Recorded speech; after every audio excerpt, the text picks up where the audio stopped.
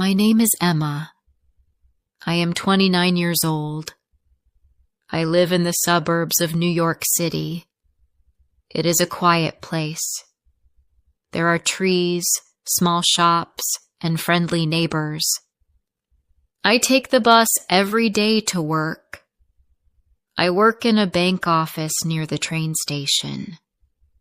It's not a big bank, but many people come every day.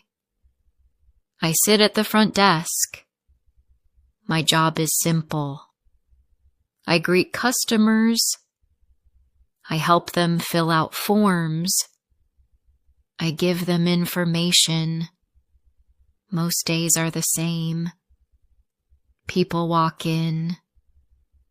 People walk out. Some are nice. Some are in a hurry. I always smile. I am not married. Some people ask me, why not? I just say, I like being single. Most of my friends are married now. Some have children, but I don't feel bad. I feel fine. One day, a visitor came to my desk. He gave me some papers and smiled. Then he asked me, "Are you married?" I was surprised. I knew him. His name was Paul. He is the cousin of my friend Clara, and I knew he had a wife. So I smiled and said, "No, I'm single." He started to say something, but I quickly added, "I like being single. It's better for me." He didn't say anything else. He just smiled and left. After he left, I thought about it. Why do people ask women this question all the time? I don't ask people why they are married, so why ask me why I'm not? I looked around the office. Most of my coworkers were women. Some were older. Some were young and newly married. The men were all married too, except one. His name was Daniel. He worked in the loan department. He was 37 years old. He joined the bank last year. He was smart and friendly. He helped people. He made jokes during lunch. He always said, "Good morning," with a big smile. Daniel had no wedding ring. People said he was single.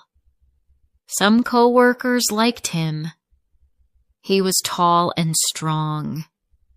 He wore nice shirts and clean shoes. He had a small house nearby, but he was still paying for it. We sometimes talked in the break room. It was just small talk. About coffee, about the weather, about the news. But he always listened. That made me feel good. Not many people really listen these days. One Friday, we had to stay late. A customer made a mistake on a loan form. I stayed to fix it. Daniel came to help me. It was quiet in the office. Most people had already gone home. The lights were low. We sat side by side, checking papers. After a while, he said, "Emma, can I tell you something?" I looked at him. "Sure." "I have a problem," he said. I waited. "I have trouble staying loyal in relationships." I didn't understand. "What do you mean?" He looked at the floor. "When I'm with someone, I keep talking to other women. I don't know why. I just do it. I blinked. I didn't know what to say. I felt cold. I asked, "Don't you care about the person you're with?" "I do care," he said. "But after some time, I get bored. I always want something new." I felt shocked. I looked away. Then I said, "That's not right. If you are with someone, you should care only about them. It's not fair to hurt them." He looked at me and his voice was soft. "I know, but it's hard for me to change." We sat in silence. I looked out the window. It was already dark. The street was empty. The bus stop was quiet. I didn't know what to say. Part of me felt sorry for him. Another part of me felt angry. I wanted to help, but I didn't know how. Later that week, I asked him more. I said, "You said you were in a relationship before. What happened?" He said, "I lived with a woman named Linda. She was 46 years old. She had 4 kids. 4 kids? I asked. Yes, he said. 3 kids with one man, 1 with another. But she and I didn't have children together. How long were you together? 10 years, he said. We even bought a house together. I was surprised. Did she leave you? Yes, he said. She sold her part of the house and left. Why did she leave? I asked. He didn't answer. Then I asked slowly, was it because you talked to other women? He looked at me. His eyes were wide. He didn't speak, but I saw the truth in his face. That was the reason. She left because he broke her trust. I felt something inside me turn cold. I said quietly, "You hurt her. You only think about yourself." He looked away. He didn't reply. After that, things changed. He stopped talking to me. He walked past my desk without saying hello. He started asking other people for help. I felt sad. I didn't try to speak to him again. I thought maybe he just needed time. But I also felt that he didn't want to change. He didn't want to hear the truth. Before I share the rest of my story, I want to ask you something. Where are you listening from? It gives me strength to know someone is hearing my words. Someone who understands. Please tell me in the comments. I would really love to know. After that day, things changed at work. Daniel didn't talk to me anymore. Before, he used to smile. He used to ask how my day was. Now, he walked past me like I wasn't there. He talked to other people. He laughed with them. But when I walked into the room, he went quiet. It felt strange. I didn't do anything wrong. I only told him the truth. But maybe the truth hurt. Maybe he didn't want to hear it.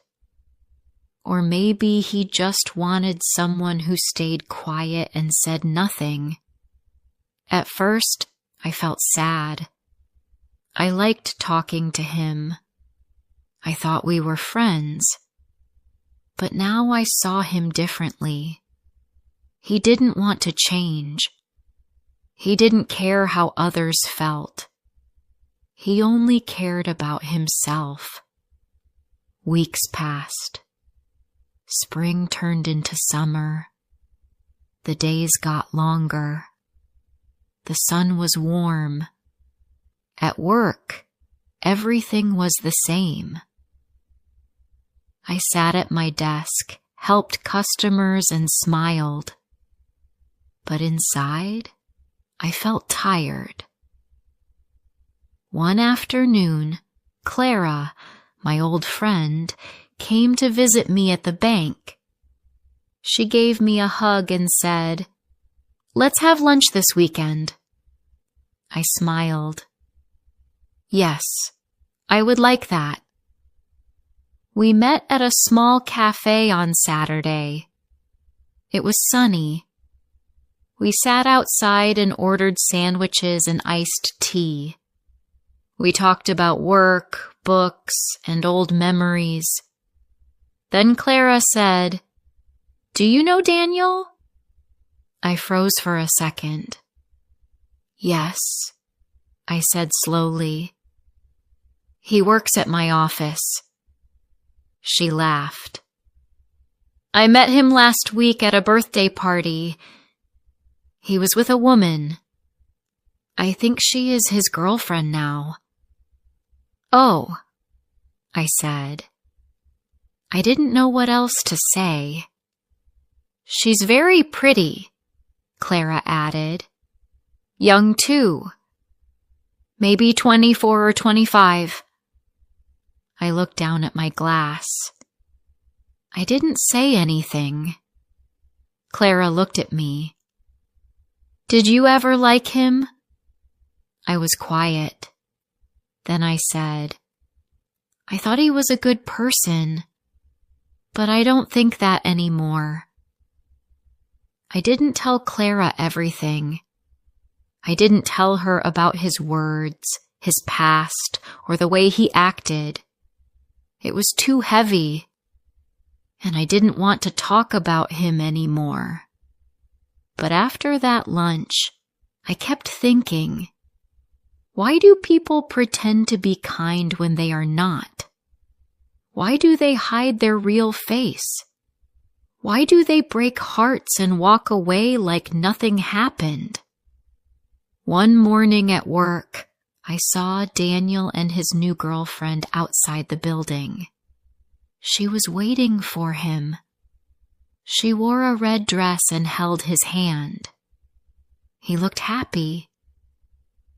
When he walked past me later, I said, "Is that your girlfriend?" He smiled and said, "Yes." "Is she nice?" I asked. "She is very nice," he replied. I looked at him and asked, "Are you going to treat her the same way you treated the others?" His face changed. His smile became smaller. He didn't answer, but I could see something in his eyes. Maybe he was angry. Maybe he thought I was judging him. Maybe he didn't care at all. I felt sad. Not because I loved him. I didn't. But I felt sad for the girl. She didn't know the truth. She only saw the outside. The jokes. The smile. The help. But she didn't see the other side. The cold side. The selfish side. I wanted to tell her. I wanted to warn her. But I didn't. Because it was not my place. People must learn on their own. After that day, I stopped thinking about Daniel. I focused on myself. I started reading more. I joined a painting class on Saturdays. I visited my parents every Sunday. I took long walks after work. I listened to music and cooked new food. I felt better. I felt free. One Friday evening, my manager asked me to help with a new project. It was about helping young people open their first bank accounts. I worked with a small team. One of them was a man named Josh. Josh was 32. He was quiet and kind. He listened more than he spoke. He liked numbers and tea. He was different from Daniel. He didn't try to impress anyone. He was just himself. We worked together for 3 weeks. Sometimes we talked about simple things. He asked me, "Do you like dogs or cats?" I said, "Cats. I have one named Momo." He smiled and said, "That's a nice name." One day, he brought me a small cup of green tea. He said, "You always drink coffee. Try this for a change." I laughed. Okay. I tried it. It was nice. He smiled and said, "See? Not everything new is bad." I looked at him. That line stayed in my heart. Not everything new is bad. It made me think, maybe not all men are like Daniel. Maybe some people are honest. Maybe some people really care. But I also knew something else. I had changed. I was not the same Emma anymore. I used to hope someone would come and make me feel special. Now, I wanted to make myself feel special. I liked my own company. I liked my tea, my music, my quiet life. I didn't want drama. I didn't want lies. I didn't want someone who smiled but didn't mean it. The days passed quietly. It was now early autumn. The trees turned orange and yellow. The air felt cool in the mornings. People started wearing jackets. School buses came again. Everything felt calm and peaceful.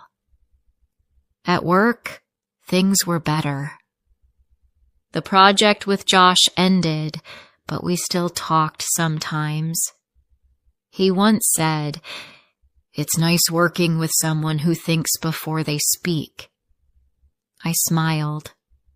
It was a small compliment, but it meant a lot to me. Daniel was still at the bank. He didn't speak to me much anymore. We were just co-workers now. I no longer felt anything when I saw him. No sadness, no anger. Just quiet. One afternoon, I saw Daniel and his girlfriend again. This time, they were not smiling. They stood near the parking lot, arguing.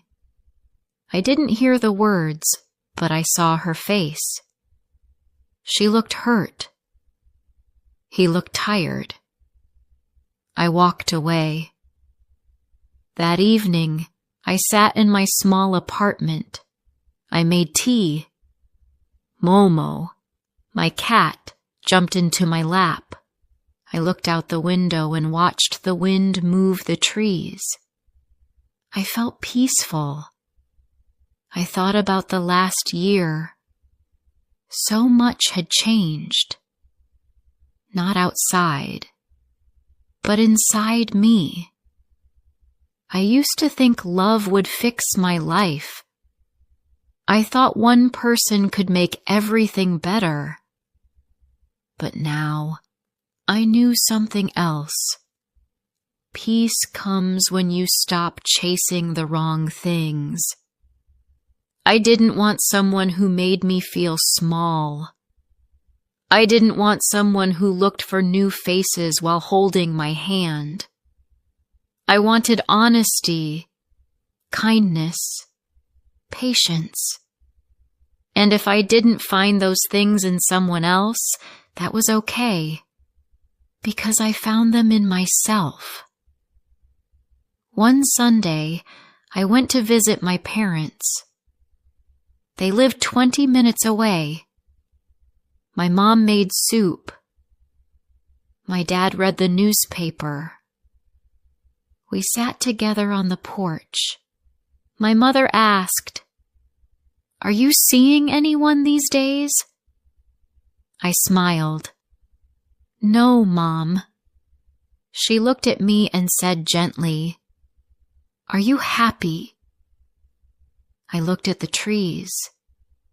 I looked at the sky. "Yes," I said. "I am happy." She reached for my hand and held it. "You are strong," she said. "Always remember that." I didn't speak. I just smiled. My heart felt full. The next week, Clara called. She said, "Emma, do you want to go to the city this weekend?" I said, "Sure." We took the train to Manhattan. We walked in Central Park. We drank coffee from a street cart. We took photos. We laughed. I felt young again. Clara said, "You look good. Like you're glowing." "I feel light," I said. Like I let go of something heavy. That night, I went home and looked at myself in the mirror. I saw a woman who learned how to love her own company. I saw a woman who didn't need to chase someone who couldn't love her back. I saw a woman who chose peace. A few weeks later, Josh invited me to a museum. He said, "There's a new art show. Would you like to come?" I said yes. We spent 2 hours looking at paintings and talking. He didn't try to be someone else. He didn't try to impress me. He was just kind. He listened. He laughed softly. He asked about my cat again. When we walked out of the museum, the sun was setting. He said, "Emma, you're different. You're calm. You know what you want." I smiled. It took time to learn. He didn't try to hold my hand. He didn't talk about love. And I liked that. It was simple. That night I wrote in my notebook, "I am not waiting anymore. I am not hoping someone will change. I am not afraid to be alone. I am free. Maybe one day I will meet someone who shares my peace. Maybe I won't. But now, I know I will be okay." The girl who waited for someone to be honest. She has now become the woman who is honest with herself, and that is enough. Thank you for listening to my story. If you enjoyed it, please like, share, and subscribe. I hope you find your peace too.